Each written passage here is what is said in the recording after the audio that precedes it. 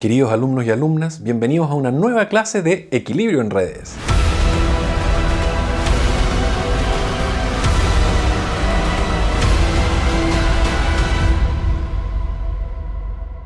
En la clase de hoy comenzaremos el capítulo 8. Hasta este momento en el curso nosotros nos hemos concentrado en problemas de equilibrio de tráfico, es decir, en problemas de equilibrio donde la demanda es fija y conocida. Hoy día vamos a empezar a explorar qué es lo que sucede si es que la demanda no es fija. En particular estudiaremos un caso donde la demanda es diagonal y función directa del costo de las rutas disponibles. Así que, sin más preámbulo, comencemos. Capítulo 8.1. Equilibrio en redes con demanda variable. En la clase de hoy vamos a hacer una introducción al problema de equilibrio de mercado. Vamos a describir cuáles son las condiciones generales de equilibrio para este problema y vamos a ver una aplicación al caso diagonal. Es decir, vamos a estudiar una forma particular de este problema que resulta un poco más fácil de resolver y de entender, que nos va a permitir después elaborar un poco más nuestras funciones de demanda para resolver problemas más realistas y más desafiantes. Todos los problemas tratados hasta el momento, ya sea de transporte privado, público, multimodal, con clases de usuario, con interacciones, suponen viajes fijos y conocidos entre cada par origen-destino de la red. Esto da lugar al problema que se conoce como el problema de equilibrio de tráfico y que hemos estudiado en profundidad hasta este momento en el curso. En el equilibrio de mercado, la demanda de los viajes también es variable, de modo que no es conocida a priori. Recordemos el modelo en 4 etapas. En una primera etapa del modelo tenemos la generación de viajes, es decir, tenemos que modelar o predecir de alguna manera cuántos viajes se generan y se traen en cada zona de nuestra región geográfica que estamos estudiando. Dada la generación, el siguiente paso en el modelo de 4 etapas consiste en resolver un problema de distribución, donde se busca responder la pregunta de cuántos viajes se realizan entre cada par de zonas. Una vez que tenemos resuelta la distribución y sabemos cuántos viajes se realizan entre cada par de zonas, normalmente la etapa que prosigue en el modelo de 4 etapas sería resolver un problema de partición modal. Sabiendo cuántos viajes se realizan entre cada par origen-destino a nivel zonal, nosotros queremos responder o queremos predecir cuántos viajes van a utilizar cada uno de los modos disponibles para desplazarse en nuestra red. Con esto nosotros construimos una matriz de demanda por cada uno de los modos. Y esto es lo que le podemos entregar a un modelo de equilibrio como los que hemos estudiado hasta ahora. Con eso resolvemos el problema de asignación, donde definitivamente podemos determinar qué rutas van a seguir cada uno de los viajes. Y con esto poder conocer la carga de cada uno de los arcos de la red y un montón de otros indicadores que ustedes ya conocen bien. Entonces, tenemos que las 3 primeras etapas de este modelo de 4 etapas corresponden a un método para poder estimar las matrices de demanda de la red sobre la que estamos trabajando. Entonces, en principio uno podría decir, ¿cuál es el problema acá? ¿Por qué estamos complicándonos la vida? Corramos las 3 primeras etapas, obtengamos una matriz de demanda y después con esta matriz de demanda resolvamos un problema de asignación, un problema de equilibrio de tráfico. ¿Cuál es el problema?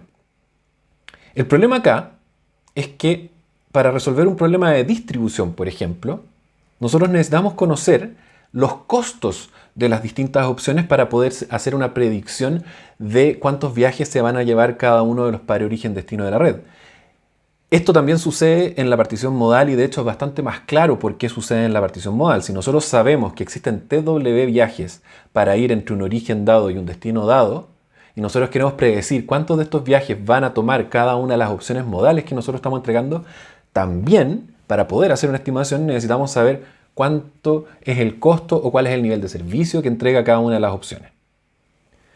Por su parte, estos costos son resultado de la asignación también. Si nosotros queremos saber cuál es el tiempo de viaje o cuál es el nivel de servicio en un par origen-destino dado de la ciudad, de alguna manera tenemos que adivinarlo y normalmente esto va a ser consecuencia de la misma asignación. Entonces, acá tenemos un proceso que se va pisando la cola de alguna manera. De hecho, podemos verlo de esta manera. Supongamos que tenemos un módulo o una función que resuelve toda la parte de la matriz de demanda, es decir, resuelve la generación, distribución y partición modal.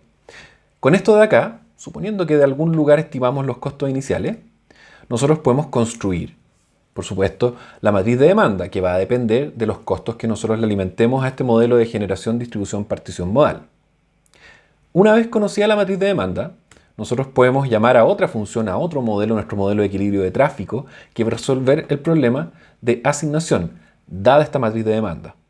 Y con eso nosotros obtenemos como resultado los costos por par origen-destino, que van a ser obviamente dependientes de esta matriz de demanda. Y esto cierra este ciclo. El enfoque secuencial clásico para determinar el equilibrio de mercado puede representar serios problemas de inconsistencia entre los niveles de servicio de las distintas etapas del modelo, especialmente si existe congestión. Es decir, la matriz de demanda que nosotros estamos usando no necesariamente va a corresponder a la que se predeciría con los costos resultantes de esta matriz. El enfoque secuencial requiere hacer suposiciones respecto de los niveles de servicio para resolver las primeras etapas del modelo. Luego, a partir de la asignación de las matrices modales de viaje, se obtienen nuevos niveles de servicio, los cuales pueden diferir de los niveles de servicio supuestos en un principio. Uno puede pensarlo de esta manera. Supongamos que nosotros nos damos una matriz original T0 y unos costos originales C0, que los adivinamos de algún lugar. Pongamos, pueden ser los costos de flujo libre. Pero supongamos que esta es nuestra solución inicial. Entonces, con esta solución inicial nosotros podríamos, ocupando el modelo de demanda, de generación, distribución, partición modal, estimar una nueva matriz T1 que depende de estos costos C0. Entonces, ahora también nosotros podríamos decir, asignemos esta nueva matriz T1. Con eso obtendríamos un nuevo vector de costos para la red C1 asociado a esta matriz T1. Pero ahora nosotros podemos volver a asignar estos costos 1 y vamos a llegar a una nueva matriz que nos va a llevar unos nuevos costos, que nos va a llevar una nueva matriz. Y este procedimiento, en primer lugar, no sabemos si es que converge. Y además, si es que llega a convergir, no podemos garantizar que este proceso sea eficiente y que sea rápido. Lo podemos hacer mejor. La idea entonces es construir un modelo combinado que resuelva la etapa de demanda y la etapa de asignación o de equilibrio de tráfico en forma simultánea. Para comprender el problema, estudiaremos en primer lugar una versión del problema donde la demanda es modelada en forma simplificada. Vamos a suponer que la demanda de un par W es función del costo generalizado de viaje en el equilibrio C sub W. O por simplicidad pensemos directamente del tiempo de viaje. ¿Sí? Vamos a suponer que la demanda de un par W es únicamente función del propio tiempo que ofrece o del propio costo que ofrece. Este supuesto la verdad es que es bien poco realista, porque está asumiendo que la demanda de una opción, puede ser un modo o puede ser un par origen-destino a nivel zonal en particular, es función solamente de su propio costo y no depende de ninguna manera de las alternativas que existen alrededor. Más aún, ustedes saben de modelos de demanda que construir estas matrices no es trivial. Claramente, un modelo de demanda que solamente mira el propio costo y a partir de esto estima la demanda de una opción, de un par origen-destino, de un modo de transporte, etc., es un enfoque demasiado simplista como para poder ser utilizado en modelos realistas o aplicables para casos prácticos.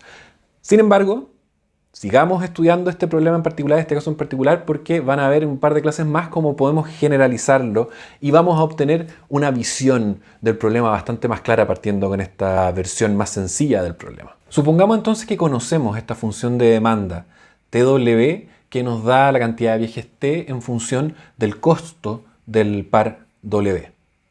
Esta función vamos además a suponer que la podemos invertir y la vamos a en general graficar o vamos a trabajar con ella en su formato invertido para que tenga un poco más de sentido en la forma que nosotros normalmente hemos visualizado este problema.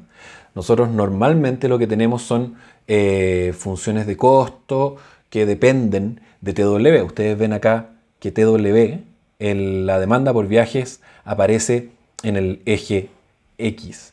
Entonces, por eso nosotros invertimos la función de demanda y trabajamos con esta función GW, que es, insisto, simplemente la inversa de la función de demanda por comodidad. Entonces, esta es nuestra función de demanda. Obviamente contiene la misma información. Si nosotros invertimos la función, la relación que representa es exactamente la misma. Bien, entonces tenemos la función de demanda como dato del problema. En el equilibrio de mercado, nosotros vamos a buscar un punto, un nivel de costo y un nivel de demanda que satisfaga las condiciones impuestas por la curva de demanda, pero que además también satisfaga las condiciones de oferta en este problema de equilibrio de mercado. Entonces, tenemos una curva de demanda. ¿A qué va a corresponder en este caso la curva de oferta? La curva de oferta que nosotros estamos buscando es una curva que relacione el costo de un par W cuando su demanda es TW. Entonces, ¿cómo podemos obtener el costo de un par W en función de su demanda TW? Ustedes recordarán que hemos hecho problemas parecidos a esto en lo que va del curso estudiando equilibrios de tráfico. Construimos, por ejemplo, un par origen-destino y estudiamos su equilibrio y vemos cómo va cambiando su costo de equilibrio a medida de que se va cargando la red.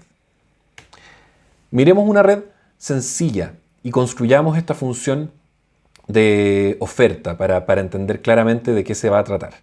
Entonces tomemos una red como la que se ilustra acá y tratemos de encontrar entonces el valor de CW en función de TW. Supongamos que tenemos entonces los costos de estos dos arcos, que son C1 y C2 cada uno en función de su propio flujo. Estamos estudiando un caso diagonal. Entonces, nuestra función de costo del par origen-destino completo. ¿Cómo va a ser? Primero, podemos observar que para niveles bajos de flujo, la curva de costo simplemente coincide con la curva de costo del arco más barato. ¿Por qué?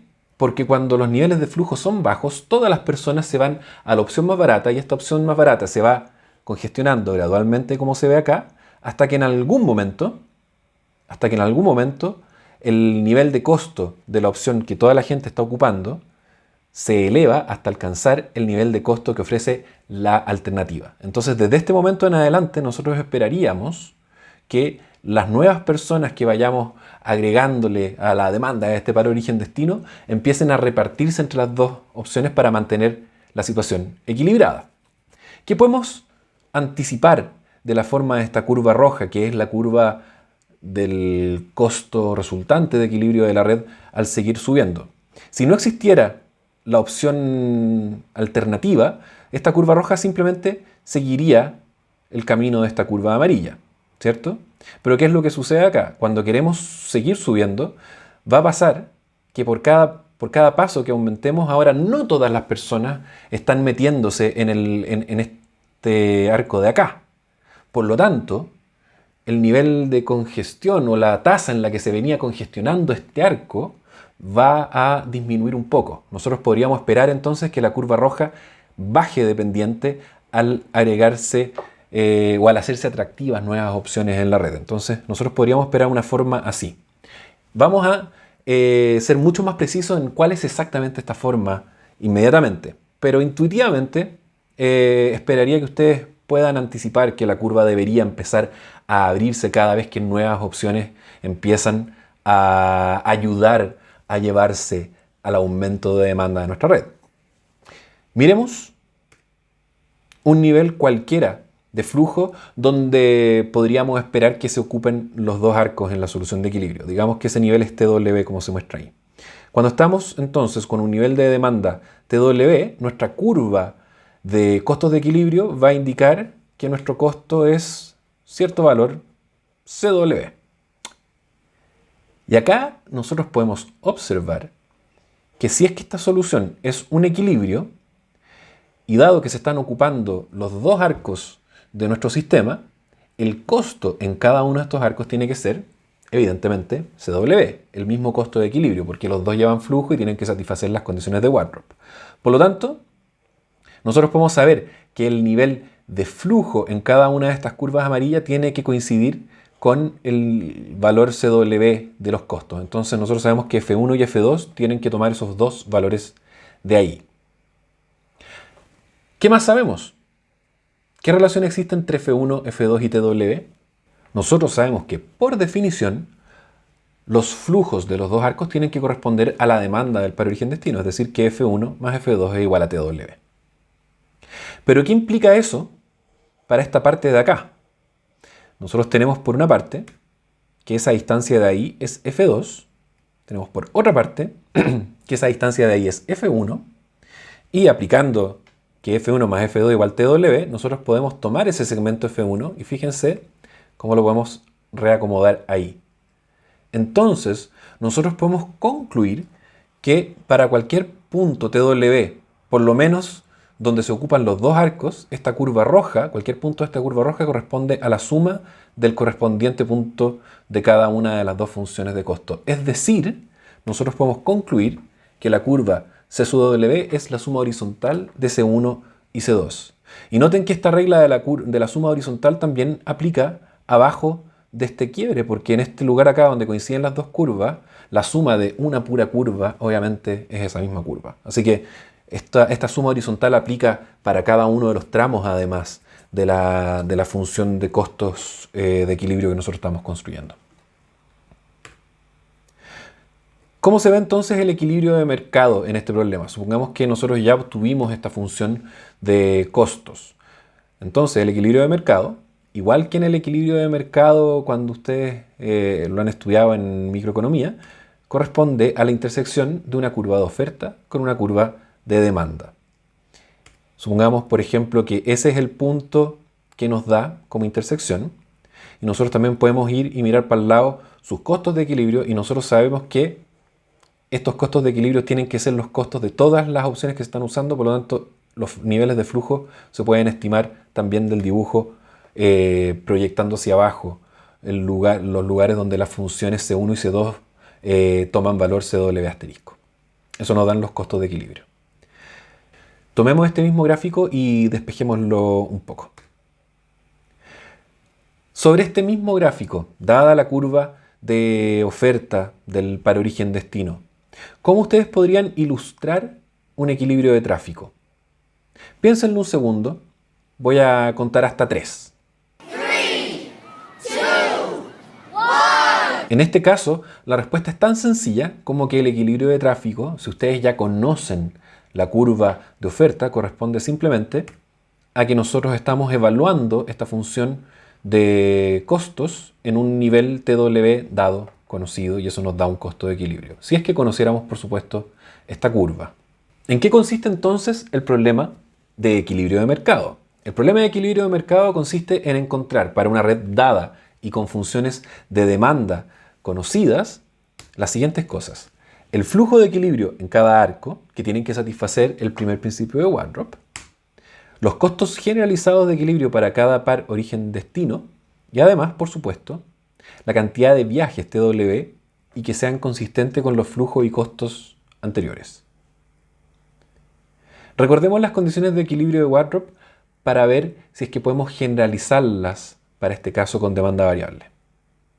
Las condiciones de equilibrio de Waldrop, una forma de escribirlas eran las que teníamos acá, que si es que el flujo de una ruta P en particular es positivo, eso implica que el costo de esta ruta tiene que ser igual al costo de equilibrio de ese par OD. Por otra parte, si es que el flujo de una ruta es igual a 0, el costo de esta ruta tiene que ser mayor o igual que el costo de equilibrio del par origen-destino. Y además tenemos esta relación de acá que agregamos y que es evidentemente cierta porque estamos en el caso donde HP asterisco es 0, por lo tanto este de acá es 0 y este de acá es mayor o igual que 0, por lo tanto esta cosa se va a cumplir siempre. Bien, entonces, partiendo de estas dos condiciones, podemos escribir esta relación de acá, que es válida para cualquier ruta, para cualquier par origen-destino. Esto de acá lo habíamos visto algunas clases antes, pero sale directamente de lo de arriba. En este caso, a diferencia del anterior, tenemos que tener presente, en primer lugar, que este CW no es libre como antes, sino que está ligado a nuestra demanda a través de la función inversa de demanda. Y además tenemos que la suma de los flujos en el equilibrio ya no son un TW fijo conocido, sino que es un TW que también tiene que ser consistente con los niveles de costo. Entonces nos forman varias relaciones que nos hacen el problema un poquito más exigente. Sumemos la desigualdad anterior, igual que como lo hicimos en su momento, para obtener la siguiente condición. Recuerden que esto de acá era la forma de transformar las condiciones de Wardrop en las condiciones de Smith. Lo que estamos tratando ahora de hacer en el fondo es construir una desigualdad variacional. Entonces tenemos esta relación de acá. Después manipulamos un poquito las sumas. Separamos simplemente en dos términos, ¿cierto? Y acá nos damos cuenta de un par de cosas.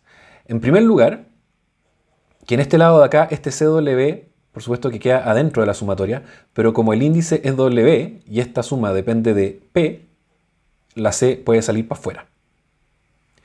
Acá, en la demostración de Wardrop hacia Smith, nosotros observábamos que esta suma de acá la podíamos separar en la suma de los HP y la suma de los HP asterisco. Y nosotros decíamos, bueno, pero nosotros estamos diciendo que la demanda es TW, por lo tanto, TW menos TW, 0. Pero eso no ocurre ahora. Ahora, recuerden que la suma de los HP es algo que también estamos tratando de determinar. La suma de los HP es la demanda del par W, y la demanda del par W va a depender del nivel de costos de equilibrio de ese par. Por lo tanto, no podemos llegar y cancelar estas cosas de acá. Tenemos que seguir desarrollando. Tenemos entonces esta misma desigualdad que habíamos escrito antes. Desarrollamos un poco. Lo primero que podemos hacer es reemplazar la suma de los HP por TW y la suma de los HP asterisco por TW asterisco.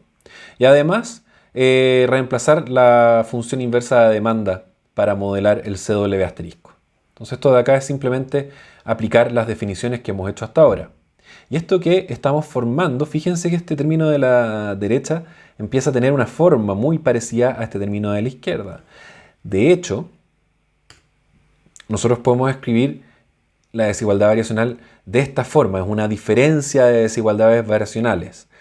Noten que este término de acá es el mismo de antes, que queda así, tal cual. Y este término de acá es un término que antes valía 0 y ahora no vale 0, pero que tiene la misma estructura. Esto es el producto punto de un vector g evaluado en t asterisco por, o punto, este vector que es la diferencia de los t.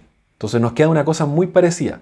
Y de hecho, al igual que en el caso anterior, nosotros también podemos llevar la desigualdad variacional que está expresada en términos de flujo en ruta a su versión de flujo en arco. De esta manera. También se puede hacer acá.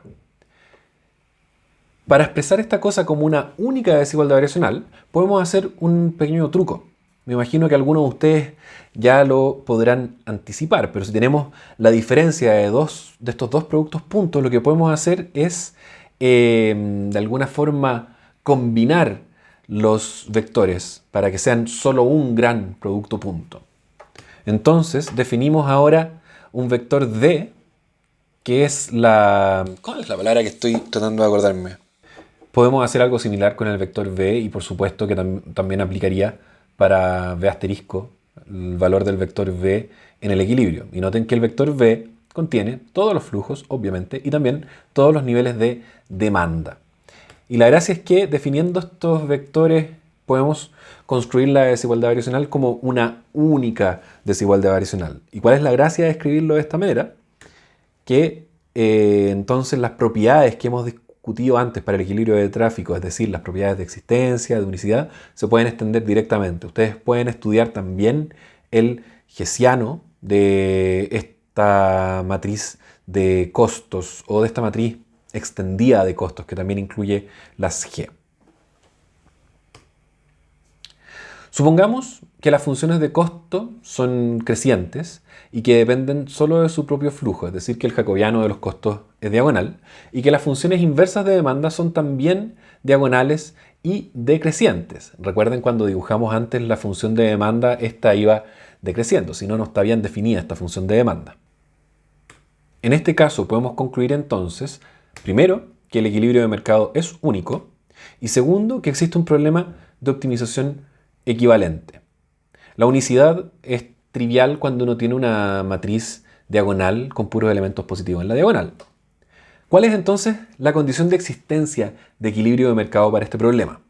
La podemos obtener directamente de la desigualdad variacional y en el fondo del vector de costos extendido que tiene costos y funciones inversas de demanda.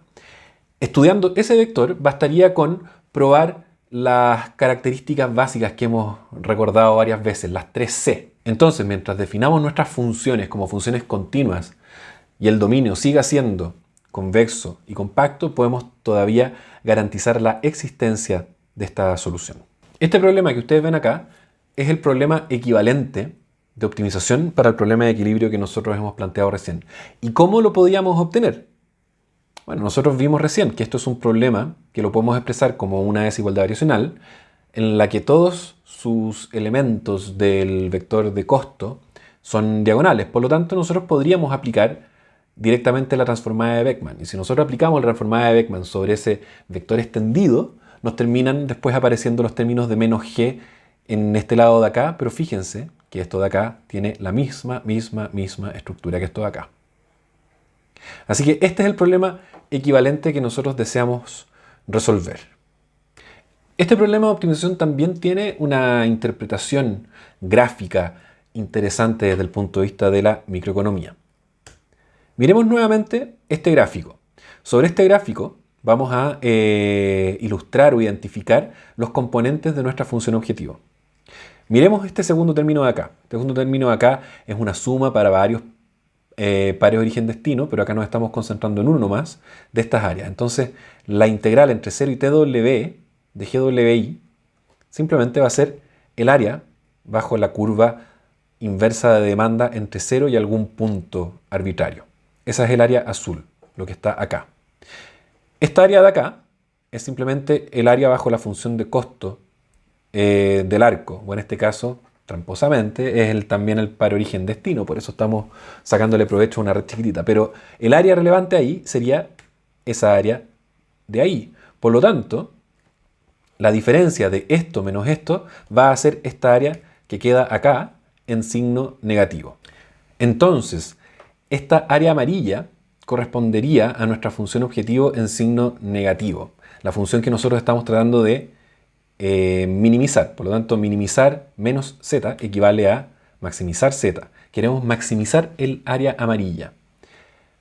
Y nuestra variable es nuestro límite de integración. Entonces, ¿en qué punto o hasta dónde tenemos que mover esta línea para maximizar esta área amarilla? Claramente nos tenemos que ir moviendo a la derecha. ¿Hasta qué punto? Hasta este cruce. ¿Por qué? Porque cuando nos pasamos más allá, como cambian de lado las curvas, nuestra área amarilla que empieza a quedar en este lado de acá se nos resta en vez de seguir sumando a lo que estamos maximizando. Pueden verificarlo, por supuesto, ustedes. Entonces, maximizar esta área nos lleva a encontrar el punto donde se cruza la curva de oferta con la de demanda. ¿Y dónde está entonces el paralelo con microeconomía? ¿A qué corresponde esta área en un gráfico de oferta y demanda? ¿Lo recuerdan o no?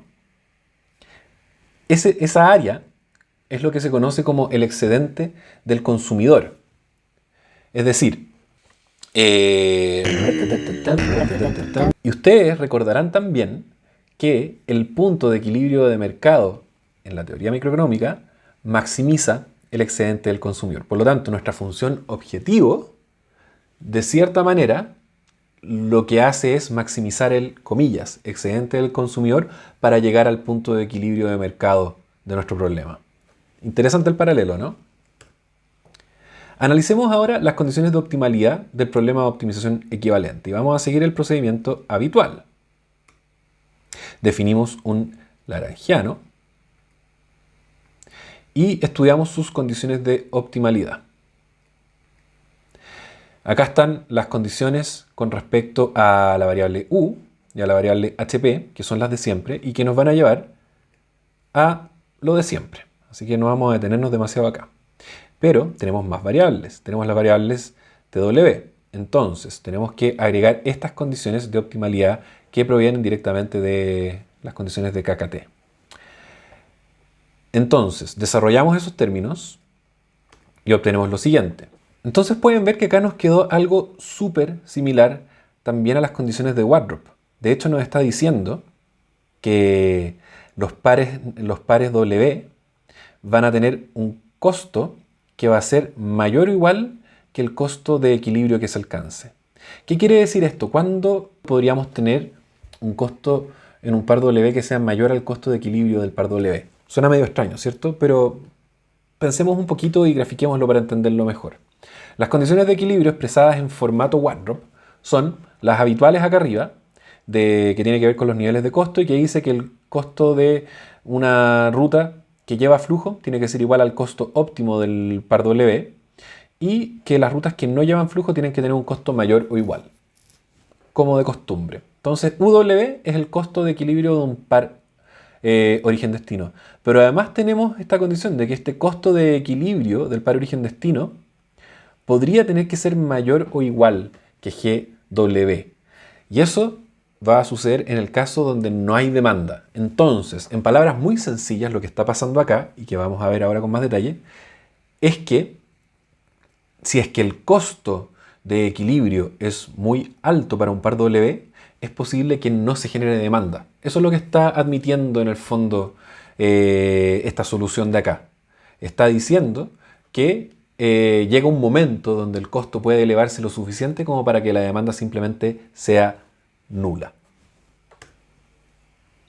¿Cómo se interpreta entonces esta expresión? Tenemos que UW asterisco es el costo de equilibrio del par W. Entonces podemos tener las dos situaciones. Cuando TW es positivo, es decir, cuando se genera demanda en el par W, nosotros tenemos que exigir que se satisfaga la condición que impone la curva de demanda simplemente. ¿Sí? Que el costo de equilibrio corresponda al costo dado por la curva inversa de demanda para el nivel de demanda que tenemos, que es positivo. Pero en cambio, si es que no tenemos demanda, entonces nosotros podemos saber que el costo de equilibrio de ese par W, que ojo, que es un costo, comillas, de flujo libre, es un costo asociado a una demanda nula, pero igual, que ese costo supera al mayor costo que podría haber generado demanda. ¿Sí? Cuando este par W no lleva flujo, su costo es tan alto que no va a incentivar a nadie a que ocupe el par W. Este gráfico de acá ilustra el segundo de los casos que describimos recién.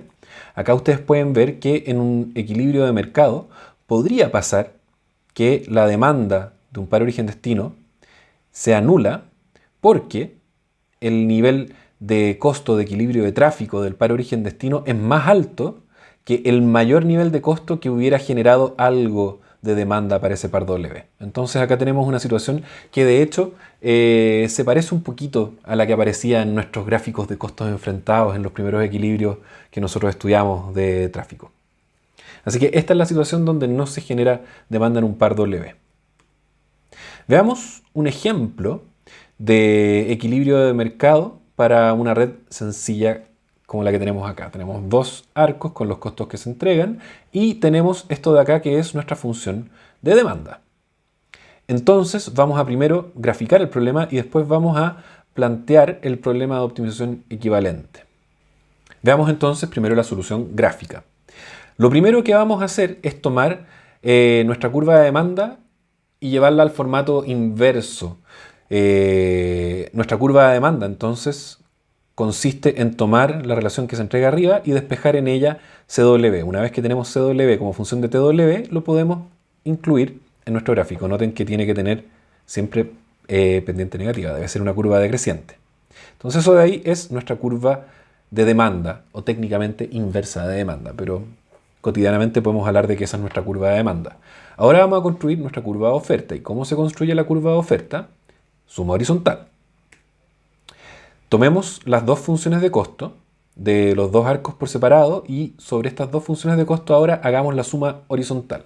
Nosotros podemos saber que para niveles bajos de demanda la suma va a corresponder a solamente el costo de C2. Así que hasta esta altura de acá nuestra función de costo va a coincidir con C2. Y desde este punto en adelante, la función va a corresponder a esta suma horizontal. ¿Y cómo se hace una suma horizontal? Una suma horizontal, una forma de entenderla, lo que estamos haciendo es voltear el gráfico de esta manera, reflejarlo, y de esa manera podemos sumar las funciones para arriba. Sumar funciones para arriba es sumar común y corriente, ¿cierto? Entonces nosotros podemos voltear el gráfico, sumar y volver a voltear. ¿Y qué operación matemática equivale a voltear este gráfico, a reflejar este gráfico? La operación matemática es invertir. Entonces, lo que tenemos que hacer es invertir estas curvas, sumar sus inversas y volver a invertir. La curva de oferta entonces para niveles sobre 5 medios, es decir, para la derecha de este punto de acá, se obtiene de la siguiente manera. Tomamos la primera función de costo y despejamos f1. Nos queda esto. Tomamos la segunda función de costo, despejamos f2 y nos queda eso. Y ahora nosotros podemos decir que TW es la suma de f1 más f2. Entonces va a ser la suma de estas dos cosas de acá. Y noten que C1 y C2, por construcción de esta curva, están al mismo nivel.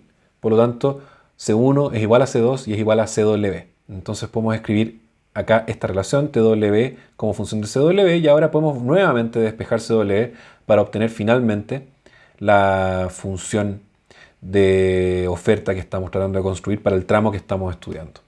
Lo graficamos.